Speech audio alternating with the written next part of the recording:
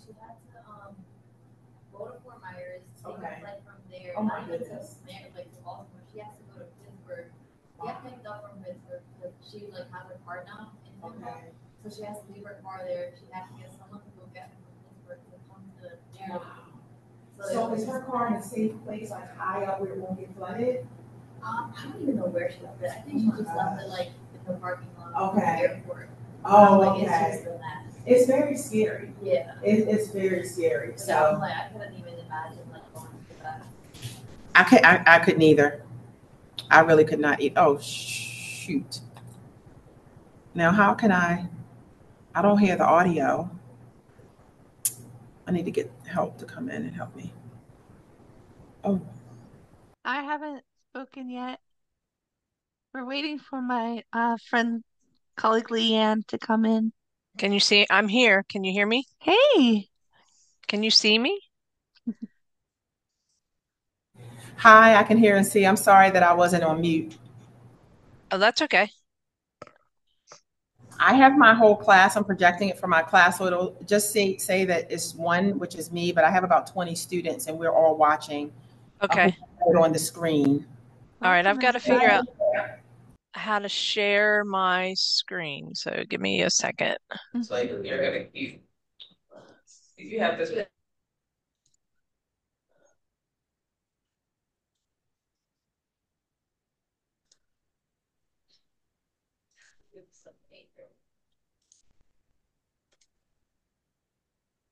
Hi, Jamie. Hey, but I don't know if anybody can hear me out there. Yes. Yes, we can hear you. You can? Yeah. I'm not sure I can hear you. Might be the problem. Let me see. Can you please pin Oh, Jenna? I think I might need to turn on the overhead. Hold on a second. What did that say, Jean? It said, can you please pin Jenna Yes. so she does not move around the screen? Thank you so much. How do I do? Absolutely. I'm How do just we? getting things set I up think here. I just pinned Jenna. Oh, you did? Uh-huh. Excellent. Thank you. All right. I'm going to share the screen. Maybe. Let's see.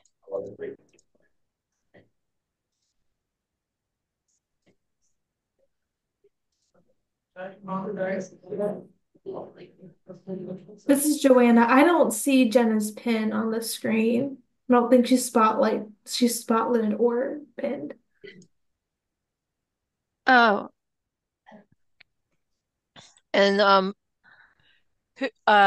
who's the host? Because I need to be able to share my screen, and it says host disabled participant screen sharing. Okay, that's me. So Okay.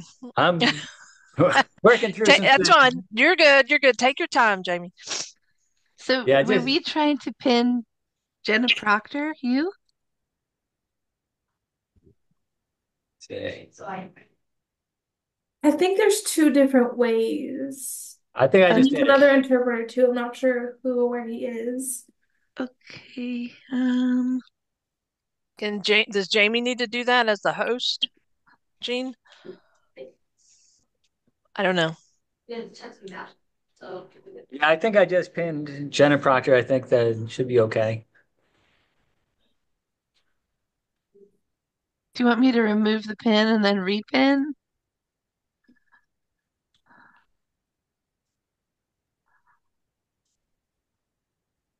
Okay, this is Joanna. She pinned the interpreter, so she's all set up now. Okay. And then, Leanne, I believe that made it possible for you to share your screen now. Okay.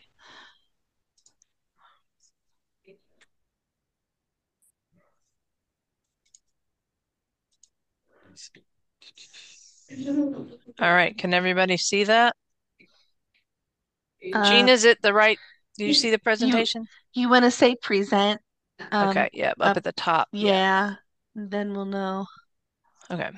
How about now? Can you see it, Jean? It's not in presentment. There it is. Yeah, now I can. Okay. Can everybody see it? Yep, we can see it. All right. Do we need to wait another minute or two, or are we good? Yeah, I think if we wait just a minute, I have to let some people in from the waiting room. Gotcha. Okay.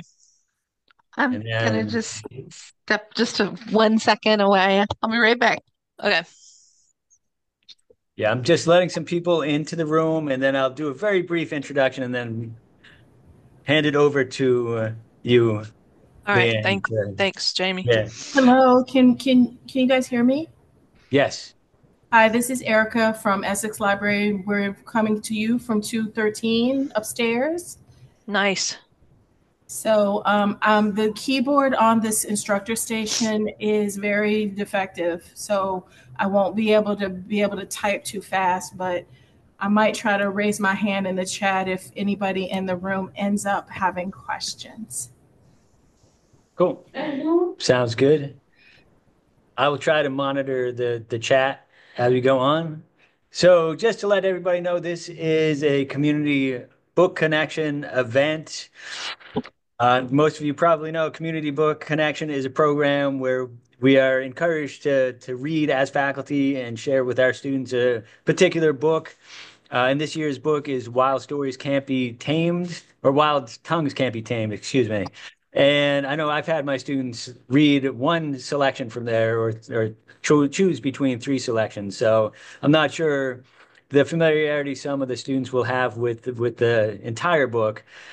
But it's definitely a great book about Latinx experiences. It has some great personal essays, and there are some fantastic events being held in various places. So look out for those. I will definitely monitor the chat as we go on and admit people from the waiting room. But I'll definitely get out of the way. At some point, I'm going to put a survey in the chat, which everybody is encouraged to fill out. There's a random drawing of $25 for the Greedy Reads that if Ooh, you fill it out, you'll be entered into. So I'll let Leanne and Jean take over, and thank you for coming. thanks, Jamie. Thank you, Jamie. So I'm Leanne Carpenter. I'm a CCBC librarian over at Catonsville campus, and my colleague. You want to introduce yourself? Hi, I'm Jean Boggs, and I am a librarian on the Dundalk campus. And Jean and I have been working on this presentation for today, Wild Stories Can't Be Silenced, a banned book presentation where we're going to be talking about the CBC book Wild Tongues Can't Be Tamed. We're going to tie that into banned books and give you some information on that. So Jamie, just stop us if there's a question or something in the chat that we need to address. So Wild Tongues Can't Be Tamed.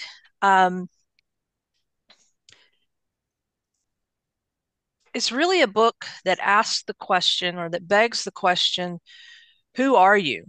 Like, we might answer that by saying our name, but I mean, no, who are you really? And that's what the book addresses. It addresses how these people see themselves. How do you identify? They answer that question. With whom do you identify? And that's going to be different for all of us. And the authors of the essays in this book struggled with these questions. And I think that was kind of the purpose for the book to, especially in the Latinx community, to have these people answer this question or these questions. So I'm just going to read a couple things from what some of the authors say. Mark Oshiro, who wrote Eros un Pocho, this is what he said about his essay. It is a weird second-person letter to myself over the years that's sort of doing a reckoning with what it means to be a transracial adoptee. Despite being Latinx, I was adopted by a Japanese Hawaiian dad and a white mother, and sort of addressing the disconnect over the years of what it means to be Latinx and not understand yourself when you're not raised in a culture at all, but also doing some very important reflection about what I can do as a Latinx person to not only figure out where I belong, but how do I move through the world without harming other people. So that in itself, he goes through a process of figuring out who he is. And I think that's what a lot of us do. That's what we all do as we go through life.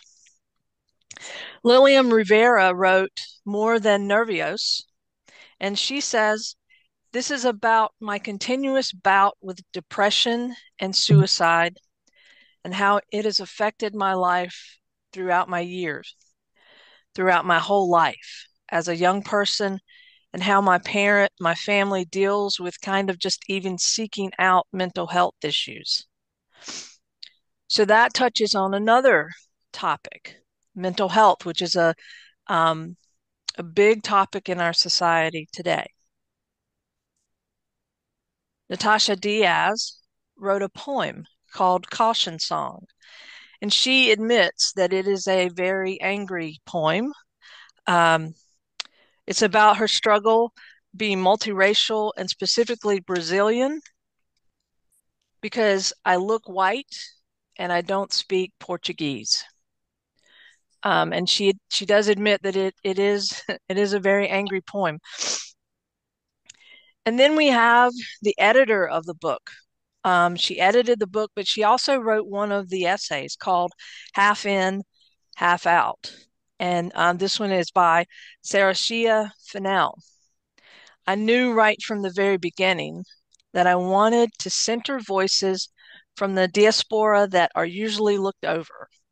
So it's no secret I wanted to highlight Black, Indigenous, and queer voices. And her story, Half In, Half Out, she wrote it because she thought it was a pivotal moment in her life where everything changed. It's where I found myself in new environments, engaging with white people, other people of color, who were all digging into me about my hair, my skin color, and asking the million-dollar question, who was I and where did I come from? She says it was important for her to tell her story because she wanted readers to know that it's okay not to have all the answers, but that we should never stop seeking the truth, whether that's from within our family and close-knit communities or in the world at large. So this book is made up of essays written by real people with real issues, trying to find out where it is exactly that they fit in this world. And it's not only in the Latinx community, but it's definitely an underrepresented community in our world. But I think that's what all of us do. So that's one thing that makes this book special. It does address the Latinx community and different, you can't just be one thing in any community. So this book helps people to figure out exactly what path they're on. But I think one of the main things, especially for the community that it addresses, it lets people know that they are not alone in the world.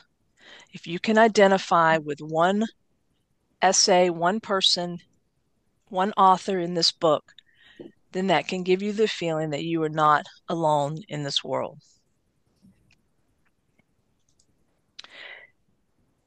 So, talk about unrepresented people. In 2019, the Diversity Report in Publishing from Lee and Low Books, this is the breakdown of people in publishing. And look at 76% of people who were published were in the white or Caucasian race. And when you go down, you see that 6% Latinx, or the Latino and Mexican community. And you can see the breakdown of all the ethnic groups and the misrepresented or the underrepresented people in our society. Jamie, is there a question? So guys, if you want to, I think if we want to talk about anything, like they can't hear us, like we're on mute. So if you want to discuss anything, I'm gonna do this Hey, Chungus. Did somebody have a question? Yeah, I mean, there's a question about pinning. I thought the interpreter was pinned.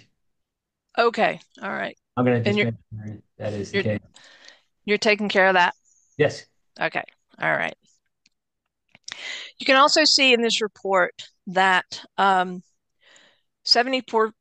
of the people in publishing are cis women, 23 are cis men. And if you look at the breakdown then of in publishing, the other groups in our society that are underrepresented.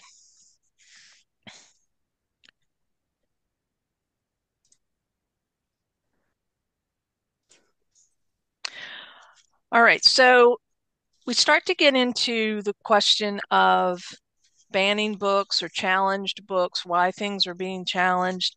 And this book certainly could be controversial for some people. One of the reasons it might be considered controversial is because there are candid discussions on race and identity. It addresses sensitive topics such as anti-Blackness, cultural stereotypes, and the complexities of Latinx identity. I misspelled that word, which makes some people uncomfortable. And you know, when people get uncomfortable, that's when they start lashing out. Another reason it might be considered controversial is because there are a wide range of voices from the Latinx diaspora that may challenge and disrupt traditional narratives and challenge the status quo. If you represent more than one ethnic group, that might be challenging for some people. However, this book needs to remain accessible because it does promote understanding and empathy and can foster cultural awareness and sensitivity, as well as it can encourage critical thinking and challenges them to question preconceived notions and engage in meaningful discussions. So it could change your way of thinking if you are reading some of the essays, especially if you read one that you might not be as comfortable with. And it supports freedom of expression because diverse voices need to be heard in our society.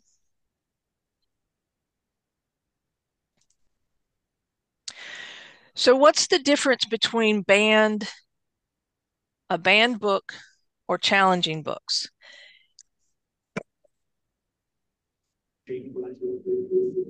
If a book is challenged, that means someone finds something in it offensive and they make an attempt to remove it or restrict it. If a book is banned, that means it is removed from that particular library, school. Doesn't mean it's taken out of existence, period. It just means that it's banned from wherever it was challenged. And most of the time, that's in a library.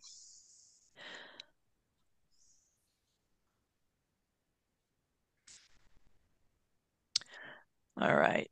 Did we lose Jean?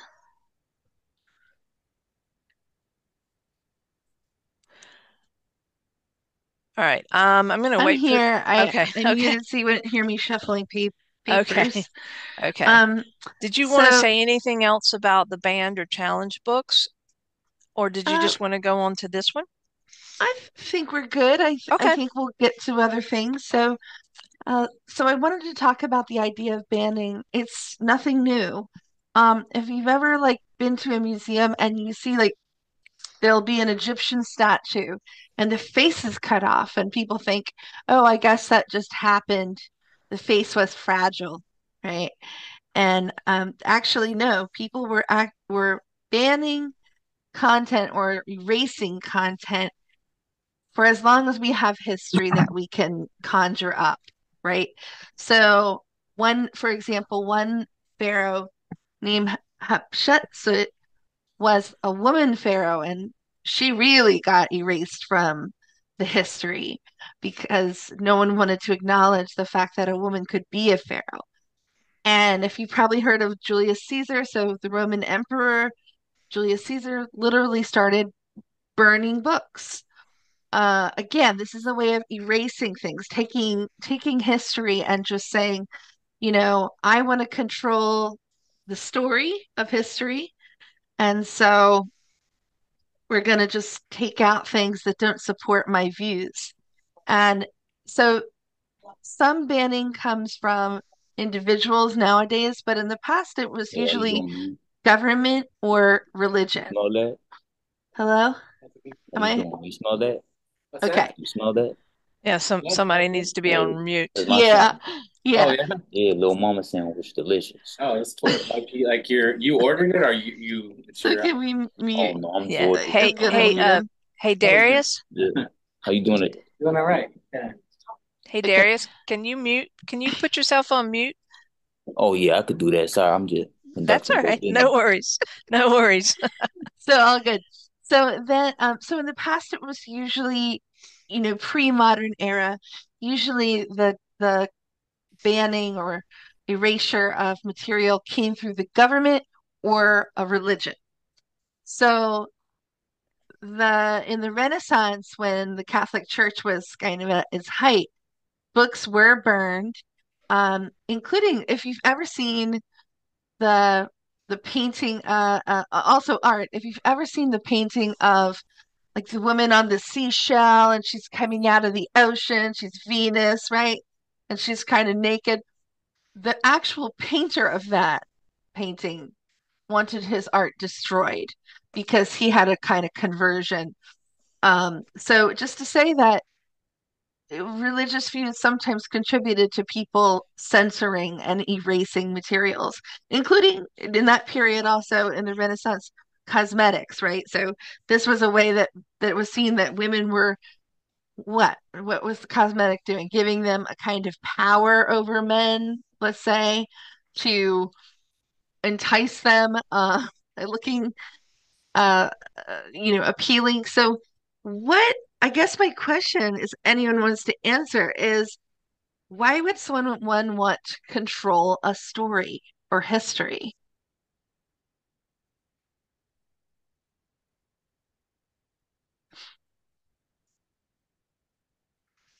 No thoughts? Like who cares? So it's actually because if you control the story, you have the power, right? Oh, there we go.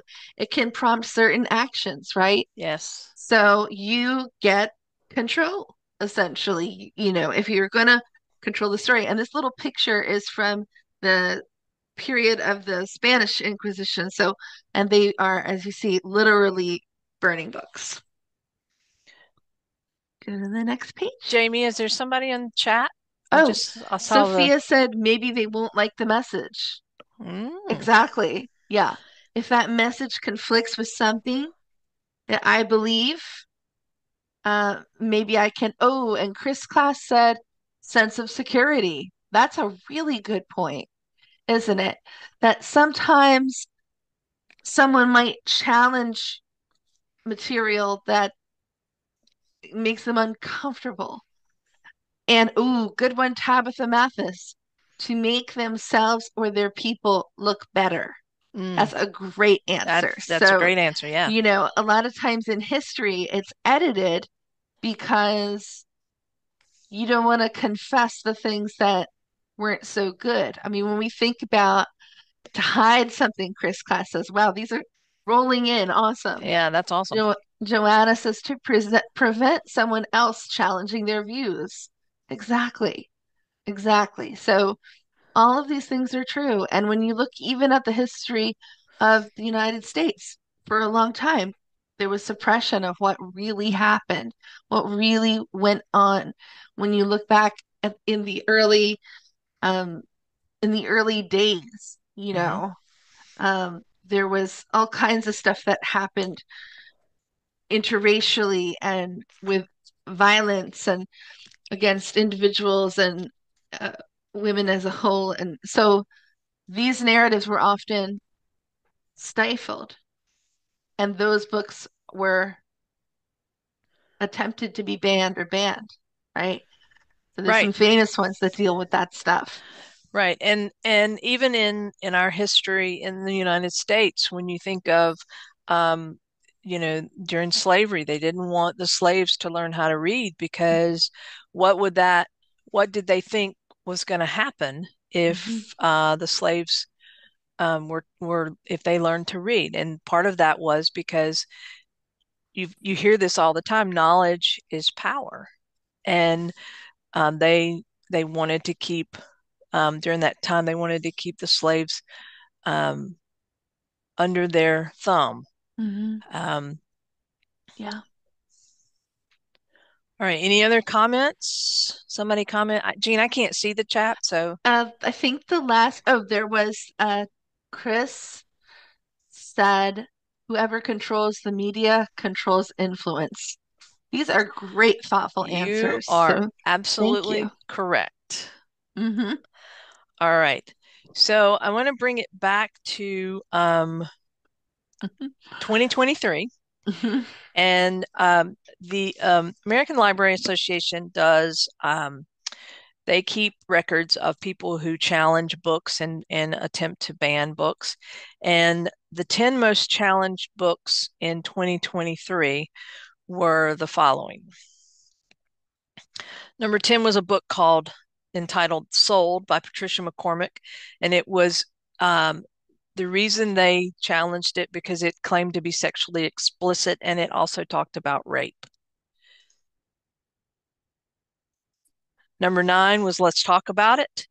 The claim was it was sexually explicit, and it talked about LGBTQIA plus content. 7 and 8, there was a tie, Me, Earl, and the Dying Girl, and a book entitled Tricks. There again, you have sexually explicit and LGBTQIA plus material.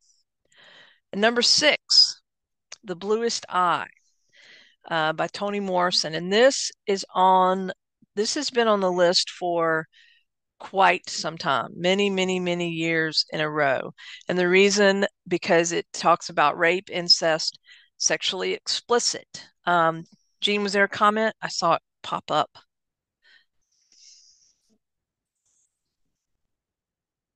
I can't hear you, Jean. Sorry, I keep muting myself so I don't shuffle. Jamie is sending out the survey in the chat, so just make sure you go there if you need to move on, because you can win a $25 gift certificate. That's right. Number 5 of 2023 was a book called Flamer. Again, LGBTQIA plus content, claimed to be sexually explicit. Number 4, The Perks of Being a Wallflower. Are you seeing a theme here? Number 3, This Book is Gay by Juno Dawson. Number 2, All Boys Aren't Blue. And the most challenged book in 2023 was Genderqueer, which again, LGBTQIA plus content contained in that book. And I just wanted to sorry, Leanne, I just wanted to jump in and say, also, many of these books in the top 10 are graphic novels. And those seem to be kind of picked on if they're on a like LGBTQ content or something that's deemed adult, or something that someone doesn't like, as you say. But the graphic novels, I think people think automatically are for children. And so that's often the argument is that this is for children because it's a comic. But we all know, I think, that graphic novels can be for adults. So that's right. Yeah, when I was a middle school librarian, I would have parents say, "Don't let my kid read a graphic novel." And my response was, "Have you ever read one?" Yeah. So yeah.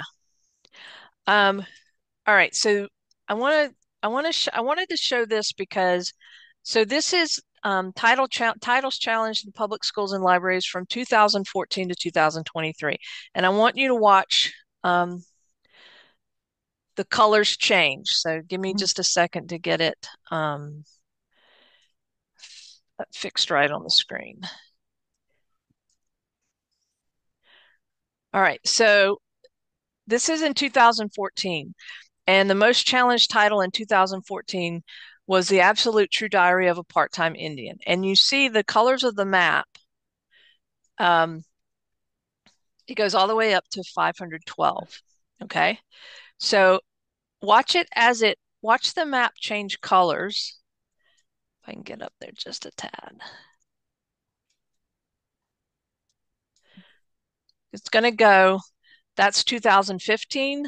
The most challenged book was a book called Looking for Alaska by John Green. Do you see things starting to get, wow, they're starting to change a little, okay? That's 2018. That's 2019. But then look at what happens in 2020. The colors kind of disappear. But why do they disappear in 2020?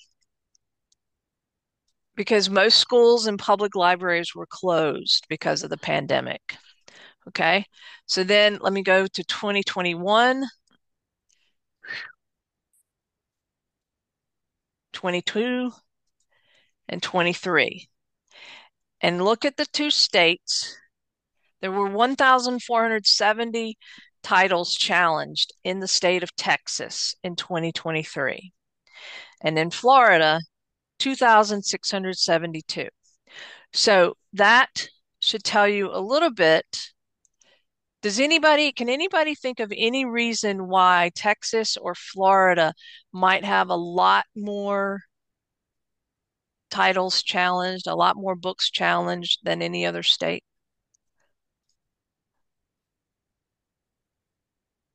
Anybody have any guess as to why?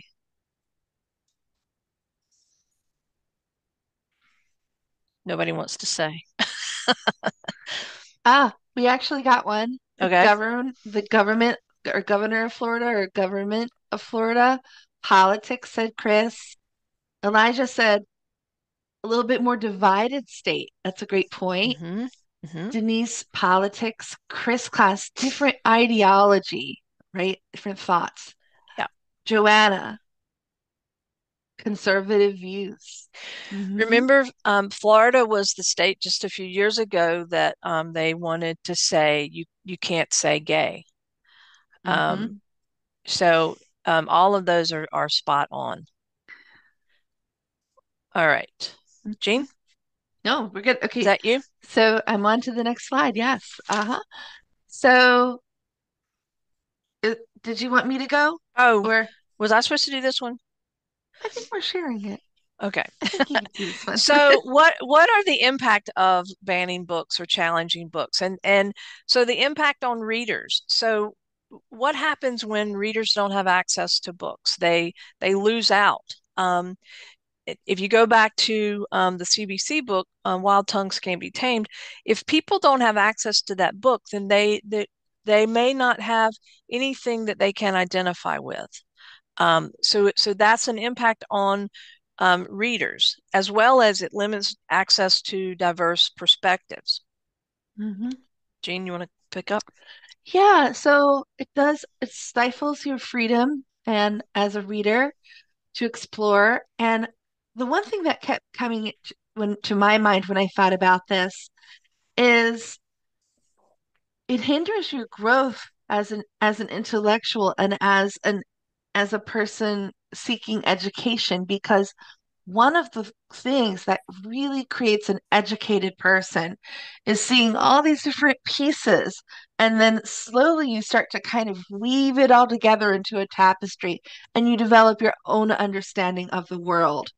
And so when some viewpoints are suppressed, there's holes in your quilt that you aren't filling, and maybe you're filling them in with something else that isn't so accurate.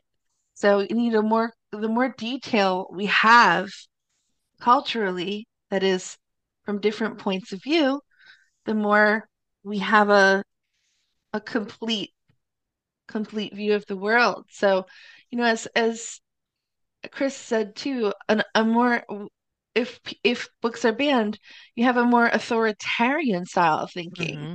and that's why those certain states had more More darker more color. banned. Yep. Yeah. Yep. So you can go on to the next All right. slide, I think. Yep. So this is really cool. This is an article. It's actually a pretty old article from 1990. But it's so relevant today. So I offer it up to maybe you could think about the stories that you read from Wild Tongues Can't Be Tamed. So there are different ways that diversity, equity, inclusion appears in fiction, or in this case, essays, nonfiction. So the first is a mirror. So I think about with Mirror, some of the stories where it's really about looking into oneself, and that if you see a story and you say, "Oh, uh, I recognize myself in this story. I see myself," and just as actually the character who saw himself in Miles Morales as Spider-Man, he Mm-hmm. was like, that's me. I see myself as Spider-Man finally, right? Because Miles Morales was a Afro-Cuban, I think Cuban, Mm-hmm. Afro-Latino. Um, so he sees himself. The other way that can not I keep going to fiction, but the other way that storytelling can function in a diverse way is as a window. So you can take a window into someone else's life, just like the story that I was thinking of is I should have brought the person up, but I think it's the author of the book where she lives with a white family and she gets this kind of window into something else. And then she goes back to her family. And so it's about different perspectives that change, right? But the third one is the sliding door. And I was thinking of the original story that actually opens the book. It almost acts like a sliding door, like lets you into the book, right? And it's saying, Eres un pocho.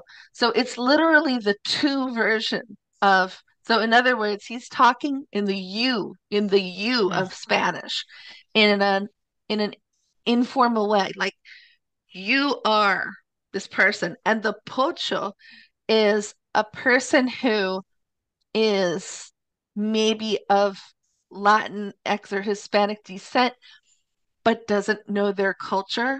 And so the person's being shamed.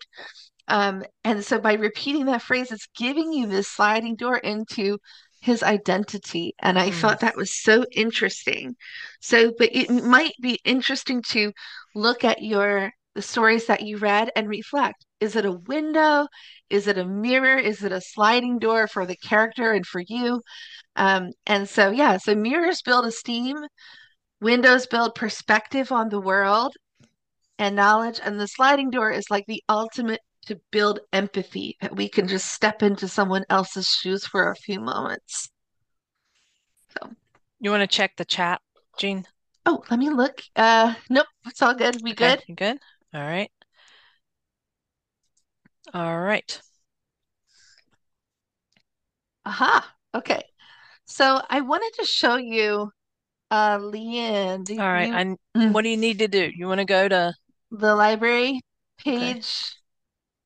So I'm going to show you something. On the library page, we go to databases on the lower left-hand side, and on the side where it says current and controversial issues on the left-hand side, you go there. I wanted to show that the library has things that could support research about banned books. So the top one is called Opposing Viewpoints. And this is a library resource. So if you put in banning books, to show you if you want more information, come up. Can you see it? Yes, very good. And then, so at the top, you see There are different viewpoints. Which are like editorials. The viewpoints are argument essays, but there's also news, 473 news articles, and excuse me. Oh, and then if you look over on the right side, it says suggested topics, and you see a woman holding up a book, and it says book banning. And if you click there, it'll take you to the page, and it gives you this overview of the topic. And you can cite from here, and that's a longer story. I didn't want to go too much into this, but just to show you that if you wanted to write about banning books, this is a great way to do research. And I'll show you one more database in a flash round. Couldn't resist as a librarian. Okay. All So right. any questions? We good? So then the second one is the SIRS Issues Researcher.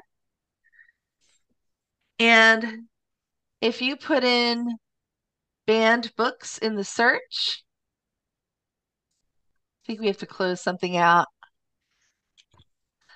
So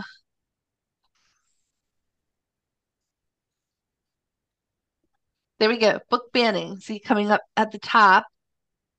It's a really cool, what I love about this database is if you click on the book banning words at the top, it'll actually give you like scrolling down the different viewpoints, and then scroll down a little bit more, you have cartoons and a timeline. And I love this timeline because it starts in 1807. I'm a big geek for this kind of stuff.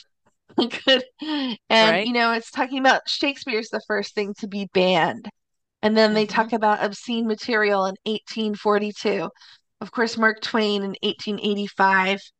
In 1918, James Joyce's Ulysses. So, for obscenity. So you can look at the whole timeline and just see what's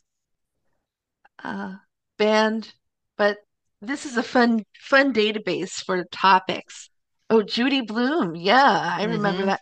And the Captain Underpants. My nephew was really, hey, those got my nephew into reading. So, Harry Potter. Harry Potter. So it continues. But as you see, a lot of it now is about sexual content, although I was surprised to see that Mouse was. Oh yeah, that's been on lots of banned book lists. Yeah, but in 2022 though, that's interesting. Yeah, it is. So yeah, so I just wanted to show those as part of our presentation that we have ways that you can access great material. And then we'll just kind of finish up here. A couple more things. All right. Oh, Alyssa, Elisa, could you post a link to the map of banned books you shared earlier? Yes, we can send everybody who wants I can send the presentation. Slideshow. Yeah. That's what I was trying to think of. The slideshow. Absolutely. Yeah. So Jamie will have everybody that was here, right? He should. Yeah. I'll have a list of everybody who was here. Great. We'll get it out to you. We'll send it out to everybody. Happy to share. So. All right. So what do libraries, what is our role in all of this? Obviously it's to defend the right to read and provide access to banned books. And in each of the 3 campus libraries and in all the public libraries, I'm sure there were banned books displays and different activities for celebrating Banned Books Week. Jean, you want to add anything? A lot of people don't know that just like in the medical profession, you have a code of ethics. As librarians, so do we. And it is the American Library Association's kind of a Bill of Rights, or I forgot what they call the statement, but it's our code of ethics. And we are supposed to defend the right to read. So we are not supposed to participate in banning books. Every once in a while, you have a librarian who goes rogue and tries it.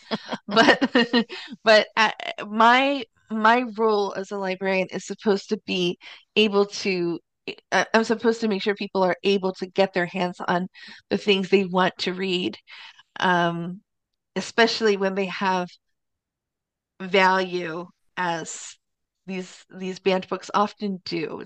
They're not pornography, because it's because people if people find something offensive in a book, most of the time they haven't read the entire book. They will pick out a paragraph or a page and object to something on that page, so they completely take it out of context.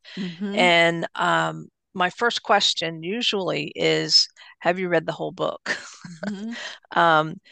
And my other, I can't always say this to them, but as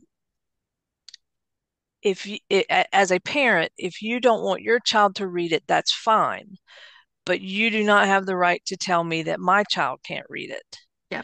And that's always been my perspective. And as a librarian, that's, I believe that's what we are to do.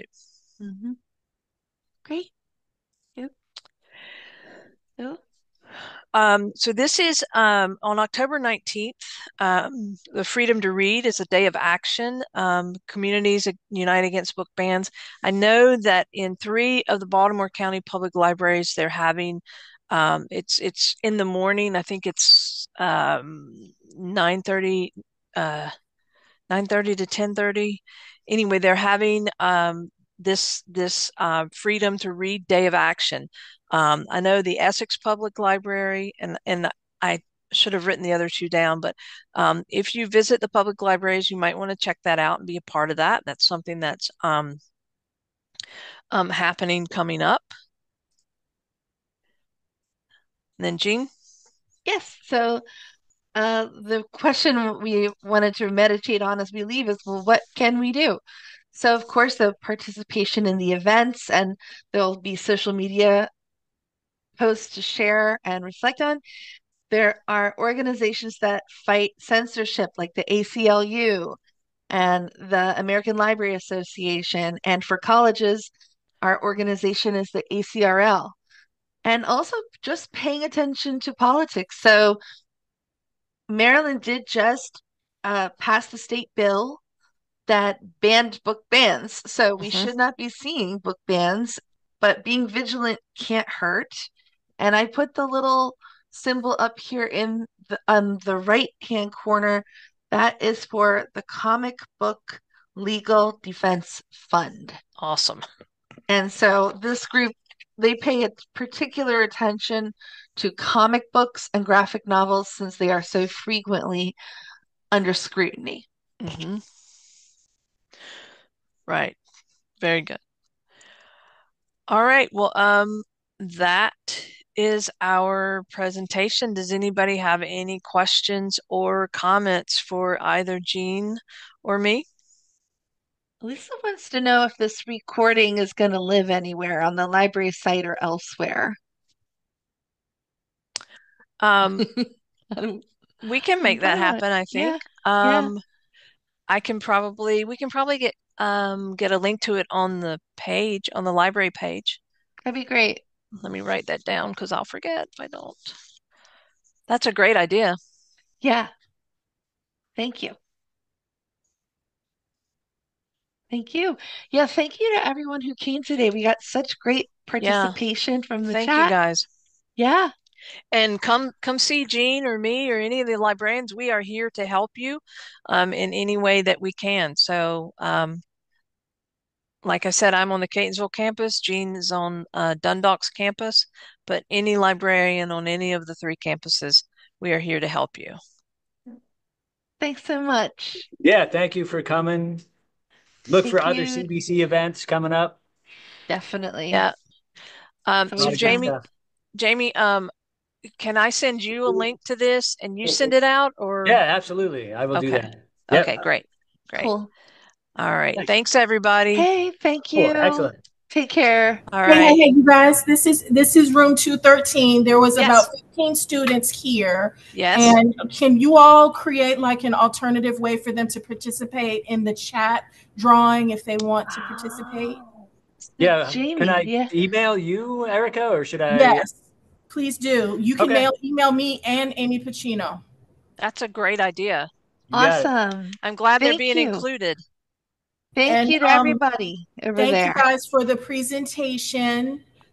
There was a question in the room from Professor Pacino. She was wondering about like Maryland's numbers on that banned books challenge. And I was starting to write in numbers and I realized that I had not clicked to the right map. So now I see how the maps work from the ALA site. So we're gonna, if the students have time and if professor has time, we're gonna like work on that in the room and look at the numbers by comparison. Right, And because Erica, there are. Yeah. there were, and especially like, you know, Maryland is diverse county by county. I know Carroll County, there were actual book bans that passed, and that was part of the crafting of the statewide law. So, yeah, so, and it's interesting too, because you just have to remember that book bans can just be a single person. You know, it can be just one renegade parent who gets, you know, all hyped up about something. Right. So it's when you look at the numbers on one of those slides we showed, so on one of the ALA sites, it shows that it could really just be, most often it's a single person. Yeah. Yep. You're And right. so they're making waves and then get others on board in some cases. There's like that Moms Against, I don't remember Yeah, the the Moms Against Moms for Liberty. Moms, yeah, Thank Liberty. you. Yep. Oh yeah, Liberty. Right. So Yeah. but yeah, there are some organizations, but they are even a smaller minority than individuals. Yes. Yeah. Thank you, Erica. Thanks for doing that over at Essex. Excellent. Thank you. Thank you. All right. Take care, everybody. Bye, everybody. Bye.